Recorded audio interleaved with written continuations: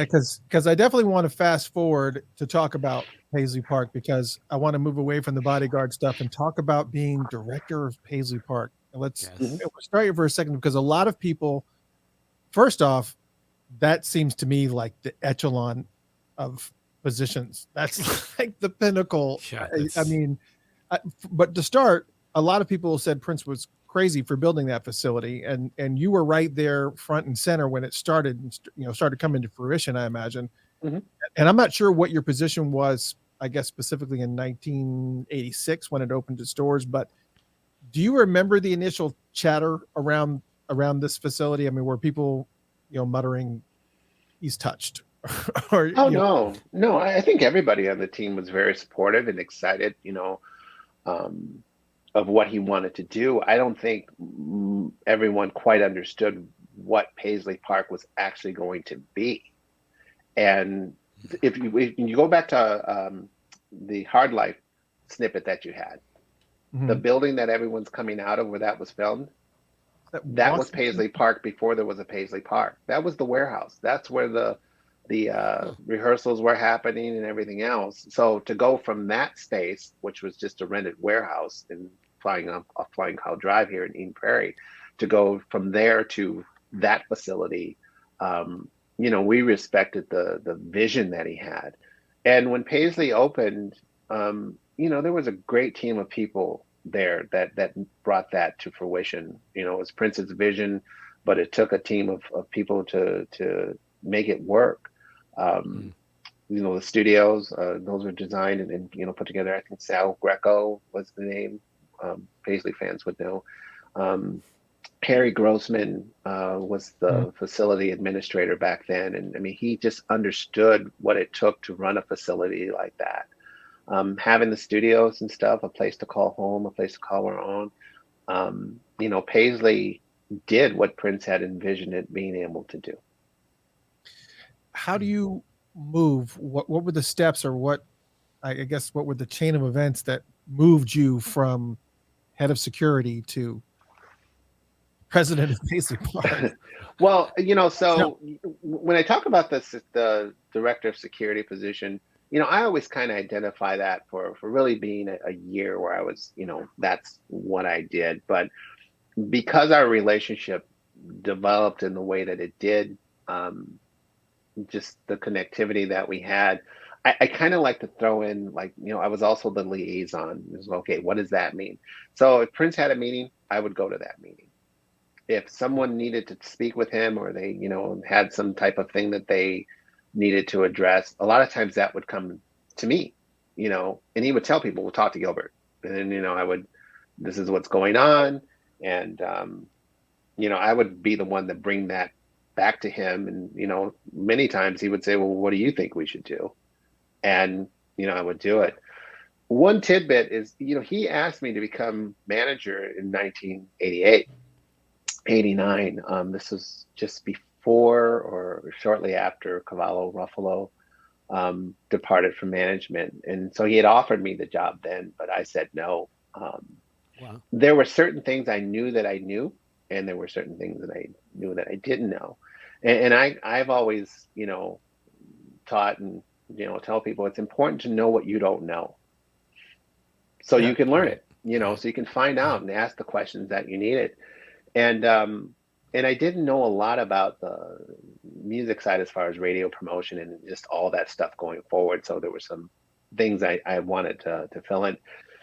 And I was approached not by Prince, I was approached by his business manager and his attorney. And things weren't going well, just to be Mm. frank. I mean, Warner's wanted him to take a break. Yeah. He'd release an album every year, since what, 77, 78. Right. The previous album did not sell well. Tours were not selling well. And they just, he needs to take a rest. And I think they put me in that position not because they thought I was capable of handling it, but I was just the guy that could give them that news, to just stop. And, if anything went wrong, I was going to be easy to point the finger at me saying it's his fault. And it's Prince's fault because he made his bodyguard security guy, head of Paisley Park. Um, But obviously they underestimated us. Right. And we went forward. It's another thing, and this speaks to, Prince's sensitivity. I remember we were on a flight, and he asked me, he says, does it bother you that, people say negative things about you becoming president, my manager, from, where you were? And it really didn't. I mean, I didn't read any, press articles and stuff like that. Um, Right. but I said no, and he says it shouldn't. He says I used to be a caddy.